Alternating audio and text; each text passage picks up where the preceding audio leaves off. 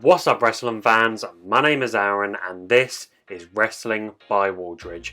If you're new here, welcome to the channel, and if you're returning, it's very good to see you again. Before we get into the good stuff, I just wanted to give a shout out to C Nation Dog, who made a super nice video about myself and the channel. It's honestly so humbling when another creator takes the time out to compliment my content. Huge thank you to C Nation Dog, and make sure to go give him a subscribe. I'll put the link to his channel in the description down below. So in today's video, I will be booking the final section of the Owen Hart Cup between the final 8 competitors and ultimately who I think will win the tournament. If you missed the first video I made, I talked about the format that I would use for the tournament and who would be participating. And in the last video, I fantasy booked the knockout stages of the tournament. So make sure you go and check out both of those videos if you have no idea what I'm talking about. So as a reminder, this is what the brackets for the tournament would look like so far.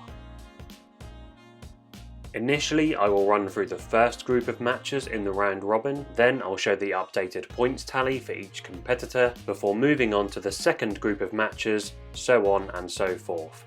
But let's get into it. Dynamite opens up with Adam Cole being interviewed. Cole boasts about his monumental victory over CM Punk in the previous round, and expresses a lot of confidence when asked about his chances of winning the tournament. But as he does, Lan Archer walks into the shot and simply says, "Everybody dies, baby." That's right, the opening match of the round robin is Lan Archer versus Adam Cole. Cole adopts a clever game plan to attack Archer's legs, and it appears that his game plan pays off, as towards the end of the match, Archer lifts Cole up for the blackout, but his leg gives out before the move can be executed. Cole quickly sets up for the Panama Sunrise, but Archer counters with a back body drop. Archer then brings back the EBD Claw to claim the win. The next match from day one would be Ricky Starks versus MJF. After both wrestlers have entered the ring, MJF grabs a microphone. He commends Ricky for reaching this stage of the tournament, but then proceeds to tell him, "I think we all know who has a real chance of winning this tournament and who is here to make up the numbers. So how's about you do us all a favour, bud?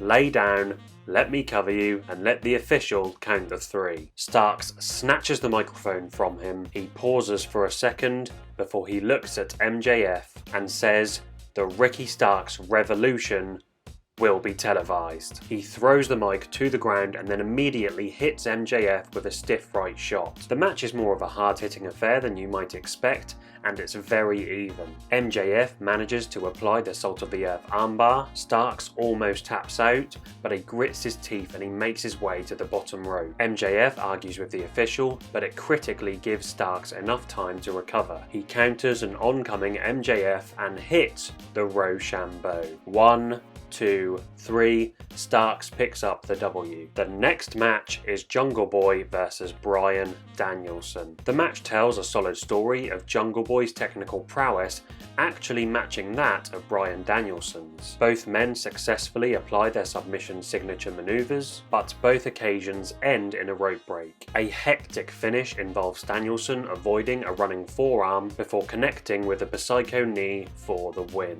And then in the main event of the evening, Darby Allin versus Andrade. Andrade apparently hasn't learned from his last match with Christian, as he comes into this match totally overconfident. Andrade does control the early stages of the match, but he's clearly not taking Darby seriously, epitomised in his continuous taunts. However, unfortunately for Andrade, this only gives Darby the motivation to surprise his cocky opponent with his lightning quick offense to completely regain the momentum. Andrade attempts to get back into the match, but it's to no avail. Darby moves from strength to strength before he finally picks up the win with a coffin drop. As Darby, accompanied by Sting, walk up the ramp, the lights go dark and we hear the beginnings of a familiar theme tune, but then it stops and the lights come back up. Very ominous. But that is the first round of matches completed. So this is what the updated table would look like.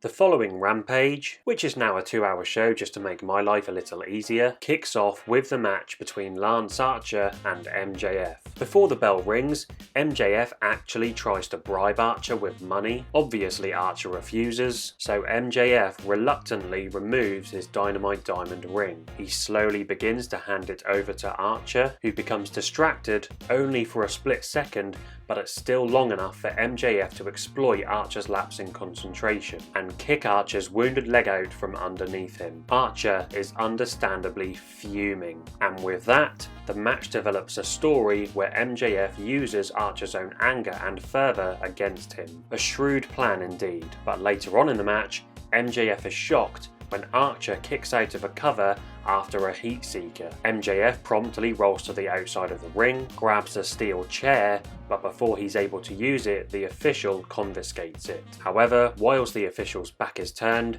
Mjf slips on his ring and hits a kneeling Archer square in the jaw with the sucker punch. Mjf covers again, and this time he picks up the win. The following match would feature the mouth-watering affair between Adam Cole and Andrade, and as you would expect, it's a super competitive match, with Cole and Andrade both enjoying spells in control. We do see a plethora of close near-falls from both competitors, but Cole nor Andrade are able to connect with the boom or the hammerlock DDT respectively. The pacing of the match becomes a little more urgent, as both competitors become aware of how little time there is left in the match. Cole and Andrade desperately try to finish each other off, but ultimately the official calls for the bell and the match is announced as a draw, which means Andrade and Cole both pick up a point. Brian Danielson versus Ricky Starks is up next. Starks actually enjoys the Lions portion of the offense here. However, in the midst of his strong performance, Starks becomes a little too careless to the point where he starts posturing to the crowd. And soon enough, Starks allows Danielson to regain his composure so that he's able to counter a move from Starks and transition into the label lock. Starks taps out, and Danielson gains another 2 points. Next up, we have a rematch between Jungle Boy and Darby Allin, and the pacing of this match is lightning quick. Quicker than a hiccup, says JR. It's a relatively short match which still incorporates a number of close near falls, coming in the form of a variety of roll-ups. In time, Darby is able to hit Jungle Boy with the Stun Dog Millionaire. He climbs to the top with the intention of hitting the coffin drop, but before he dives, the lights go out. The lights come back on, revealing Malachi Black sitting cross-legged on top of the ramp, staring at Darby. The lights go out again, come back on, and Black is gone. Allin still hits the coffin drop despite the distraction, but Jungle Boy avoids it, applies the snare trap, and Allin has no choice but to tap out. Jungle Boy gets on the board. That concludes the second round of matches, and again, this is what the scoreboard looks like. The next Dynamite opens up with a match between Mjf and Brian Danielson. Commentary mentions that Danielson is still undefeated in AEW, so it's certainly going to be a tough ask for Mjf. The story of the match comes to fruition when the action spills to the outside early on. After a tope suicida, Danielson picks Mjf up and delivers a stiff kick to the chest. Mjf stumbles back against the ring post. Danielson sets up another kick, but Mjf desperately grabs onto Brian's trunks and pulls him head first into the metal ring post. Danielson looks to be seriously hurt, as Excalibur reminds us of Danielson's past with concussions. Nevertheless, he beats the 10 count, but Mjf goes straight to work on that head injury. Danielson fights valiantly, but Mjf still picks up the monumental victory with the Heat Seeker, a move which inflicts even more damage to Brian's injured head. Yes, Mjf hands Brian Danielson his first defeat in AEW. Lan Archer versus Andrade is up next. Andrade combats Archer's strength with his speed and technical ability by working over his right arm, a sound strategy not only to try and prevent the blackout, but also to set up for the hammerlock DDT. Andrade is eventually able to pick up his first win of the tournament in the exact same way he won the NXT Championship from Drew McIntyre once upon a time. He hits Archer with a huge avalanche hammerlock DDT, except this time no one gets injured, thankfully. We then see the match between Ricky Starks and Darby Allin, who have had quite the violent history together in AEW. Thumbtacks on skateboards ring any bells? This is another heated affair, but later on in the match, when Darby looks to be getting the better of Starks, the lights go out yet again. The lights come back on, and this time Malachi Black is stood behind Sting at ringside. Sting turns around to a big Sin Eater. Black looks at Darby and gives him a sinister smile before the lights go out again. And of course, Black is gone. Darby quickly rolls to the outside to check on Sting and almost gets counted out by the official. Darby re-enters the ring, but he runs straight into a Rochambeau from a recovered Ricky Starks, who picks up the win. And in the main event of the evening, we see a rematch between Adam Cole and Jungle Boy. And like that first match, this quickly turns into another competitive contest. There's lots of counters, great near falls, and we actually see a very similar finish to their first encounter. After a failed pin attempt following a Panama Sunrise, Cole looks to hit the boom, but Jungle Boy avoids it and applies the snare trap. But before doing so, he drags Cole into the middle of the ring. Last time, he made the mistake of applying the hold too close to the ropes, but this time Cole has nowhere to go and he is forced to submit. So with the third round of matchups in the book again, this is what the updated table looks like. Andrade vs Jungle Boy kicks off the next episode of Rampage and the next group of matches. Now, we have seen Andrade struggle in the tournament when he's faced opponents that he did not take seriously, so you would probably expect to see the same situation here with Jungle Boy. On the contrary, Andrade appears to have learned his lesson, as we see a much more laser-focused attitude from him. The match turns into a fun and fast-paced technical battle. However, Andrade's newfound intensity eventually begins to wear Jungle Boy down. Andrade hits a particularly nasty looking spinning back elbow, and it's enough for him to claim the win. Next up is Lan Thatcher versus Ricky Starks, and yeah, Archer is not a happy boy after his previous two matches ended in defeat. Starks does his best to counter Archer's aggression early on, but it doesn't quite work out and the match develops into a pretty one-sided affair. Archer claims a quick victory over Starks, who unfortunately didn't have his best day at the office. The following match pits Adam Cole against Brian Danielson, who still hasn't quite fully recovered from his head injury from his match with MJF. Danielson adopts a slightly subdued strategy by primarily using his ground game in order to stay in control of Cole. The plan works well for a time before Cole hits a couple of maneuvers aimed at Brian's head. Sensing the danger, Danielson prematurely applies the label lock, but Cole is easily able to break out of it. Danielson looks concerned and surprisingly attempts a second label lock, but Cole simply wriggles free and delivers a super kick to a kneeling Brian. A Panama Sunrise follows, and then Cole connects with the boom to pick up his first win of the tournament. Before his next match with MJF, Darby Allin is interviewed by Tony Schiavone, who wants to know Darby's thoughts on his tournament becoming derailed because of Malachi Black's actions. Darby looks directly into the camera and tells Black to stop playing games with him, stop being a coward and face him like a man. MJF then walks into the shot and tells Darby, "You know, Darbs, you really should be worrying about what's right in front of you as opposed to chasing shadows. I'll see you out there, kid." He walks away, chuckling to himself. The match starts and MJF is immediately caught off guard by a super aggressive Darby Allin, who is clearly looking to take out his frustrations on Max. There is a lot more intensity than usual and the tempo is raised dramatically. However, in due course his offense becomes just a little overzealous, and as a result, MJF swiftly grows into the match. During the climax,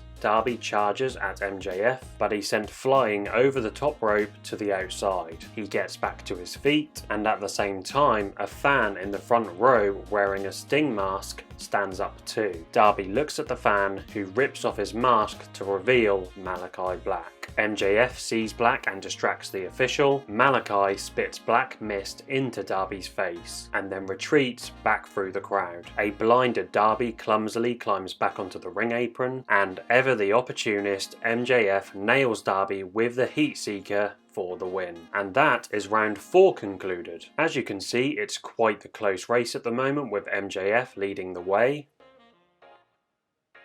The 5th round match between Ricky Starks and Jungle Boy is up next, which is a fun game of one-upsmanship. Both competitors continuously trade the momentum in a close match full of reversals. But in the end, it's Ricky Starks who keeps going from strength to strength, who claims the victory with a Rochambeau. Adam Cole and Darby Allin both make their way out to the ring for their upcoming match, but before the pair can collide, Malachi Black appears on the Titantron. He says, "Darby Allin, last week you called me a coward. That was a big mistake. But I did what you said. I faced you like a man. And I spit in your face. You see, 3 weeks ago, you embarrassed me. Nobody embarrasses the House of Black without suffering the consequences. So, Darby Allin, you will pay the boatman's toll." As soon as Black's promo ends, Adam Cole superkicks Darby Allin square in the jaw and almost wins the match in an extremely close nearfall. Cole enjoys complete control over Allin in the first half of the match, but the ever-determined Darby fights his way back into the match. The victory is almost within Darby's grasp, but at one point he looks up and he notices Malachi Black sitting in his usual spot high up in the arena. Darby is completely thrown off his game. Cole takes advantage, and not long after he defeats his distracted opponent with the boom. An intriguing match between MJF and Andrade is up next. Of course, the pair have had mutually beneficial dealings in the past, so nobody really knows what to expect here. Once the bell rings, MJF wants to reason with Andrade and actually suggests waiting for the 30-minute time limit to pass so that both men can earn a point. He holds out his hand, but obviously no one is buying his plan. However, it appears Andrade is. He takes MJF's hand, but then he proceeds to slap the living shit out of MJF to a huge ovation from the crowd. Andrade is all over MJF to begin with, but Max does successfully slow things down. Max implements a game plan to keep his opponent grounded, but ultimately he struggles to contain Andrade, who uses a nice hybrid of powerful maneuvers and high-risk offense to get the better of MJF. One hammerlock DDT later, and Andrade picks up another 2 points. Before Danielson's 5th round match against Lan Thatcher on Dynamite, he admits in an interview that he was a little shaken up in his last match with Adam Cole because of the head injury he suffered the week before. It reminded him of his early retirement and it made him overly cautious. He was off his game, but that will not happen again. The match between Archer and Danielson is an incredibly hard-hitting contest, and it tells a classic story of speed versus strength. Danielson actively targets Archer's right arm to try and nullify his power game, and ultimately it works. When Archer attempts to apply the EBD claw, Archer's grasp is too weak, allowing Danielson to grab Archer's arm and counter into the label lock. Danielson applies as much pressure on the hold as possible, and eventually the big man submits. Brian is back on track, and that is the 5th round of matches in the book, so this is what the updated brackets look like now.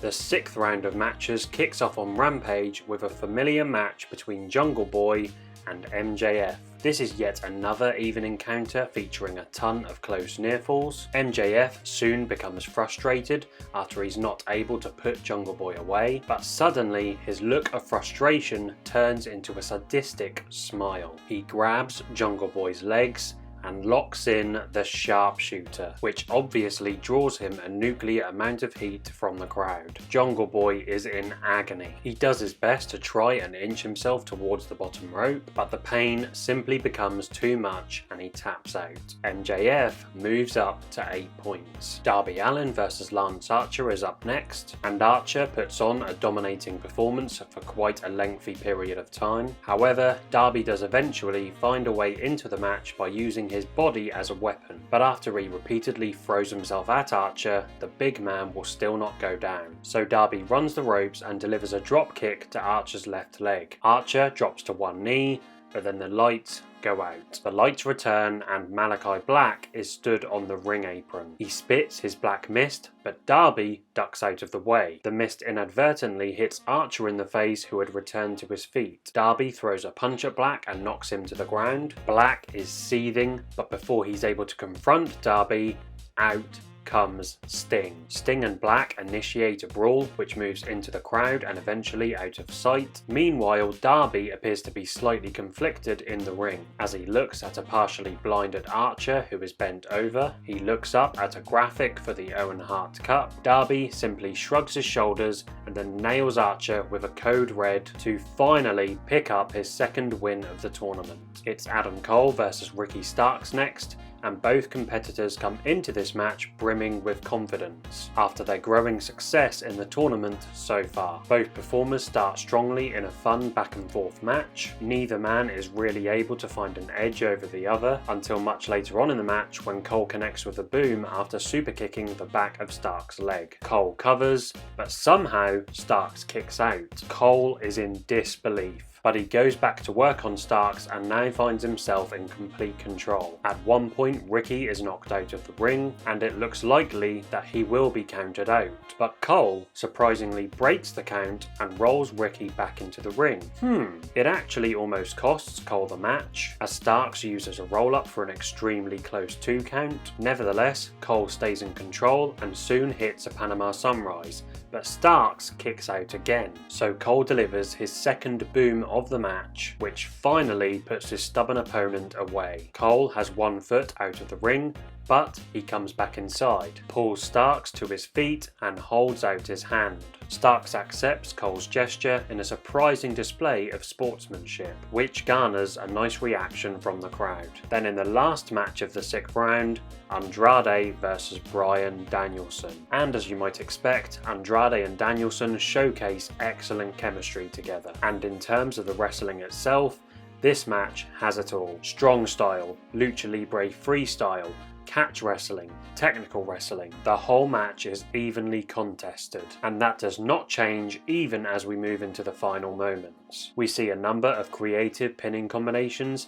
and we see counter after counter. In the end, Andrade throws his spinning back elbow, but Danielson avoids it. He runs the ropes and finally connects with a Psycho knee to pick up the hard-fought victory. It is then revealed that the match lasted 29 minutes and 52 seconds. Very, very close to being a draw. And that is the penultimate round concluded. So, heading into the final round of matchups, this is what the standings look like. As you can see, there are still multiple wrestlers who can win the tournament, which makes things very exciting. The next episode of Dynamite opens up with Ricky Starks versus Andrade, and it's fair to say that Starks' performances throughout the tournament have undoubtedly proven to the fans that he is in fact a talent capable of not only winning the Owen Hart Cup, but also being worthy of the main event scene. And this match simply puts an exclamation point onto that statement, as Starks defeats a very game Andrade, who was also considered the favourite in this contest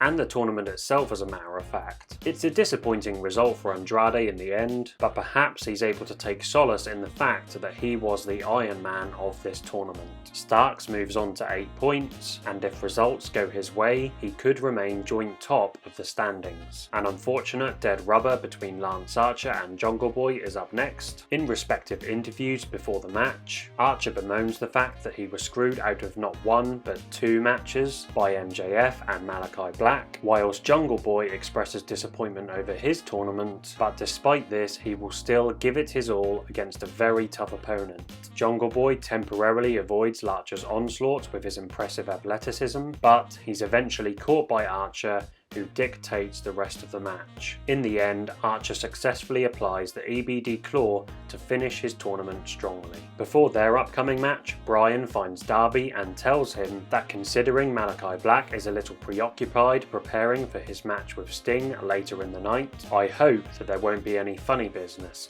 so that we can go out there and prove who the better man is. Alan responds with nothing but a small nod. At first, Danielson finds it hard to deal with Alan's speed speed and intensity, but he does manage to slow down the pace of the match with his superior technical ability. Danielson immediately targets Darby's legs with different submissions to affect his mobility, but as usual, the always determined Darby never stops fighting back. A slightly irritated Brian attempts a Psycho knee, but Darby avoids it, and before Brian is able to get back to his feet, Darby reacts very quickly by seizing Brian's legs and follows up with the Last Supper pinning combination to pick up the huge win. Brian acknowledges Darby's victory with a telling smile as if to say, "You got me." And Danielson's loss means it all comes down to the final match between Adam Cole, who is on 7 points, and MJF, who is on 8 points. Before the match, MJF is interviewed and asked what he thinks about his chances of winning the tournament. He claims, "I am the man who handed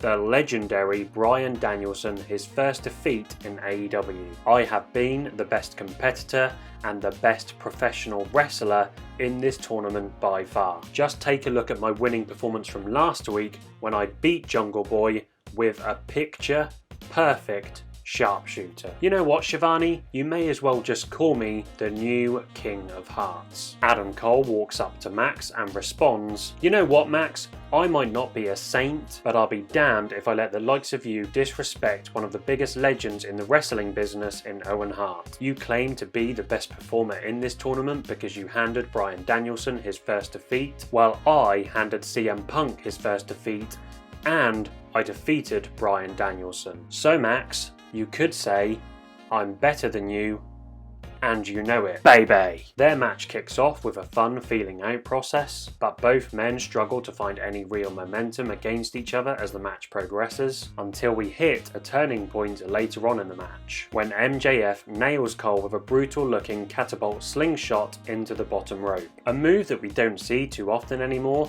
but it does significant damage to Adam Cole's neck. MJF controls the majority of the match from here on out, heavily targeting Cole's neck. On multiple occasions, MJF tries to put Cole away with pinning attempts and neck-based submissions, but Cole is refusing to give up, and the fans are actually willing him on. We see a Salt of the Earth armbar, but Cole makes it to the bottom rope. MJF hits a double cross, but Cole kicks out just before the 3. Max is seemingly at a loss, until he grows a wide smile across his face. He stalks over to Cole, picks up his legs, and calls for the sharpshooter. However, Cole counters it by kicking Max whilst he's trying to lock it in. MJF charges at Cole, but he's sent face first into the mat with a drop toe hold. He gets back to his knees, but Cole is already running the ropes and connects with the boom. MJF is out, but rather than go for the pin, Cole slowly stands up. He looks over to where Martha Hart is sitting in the front row. She gives him a curt nod. Cole grabs MJF's legs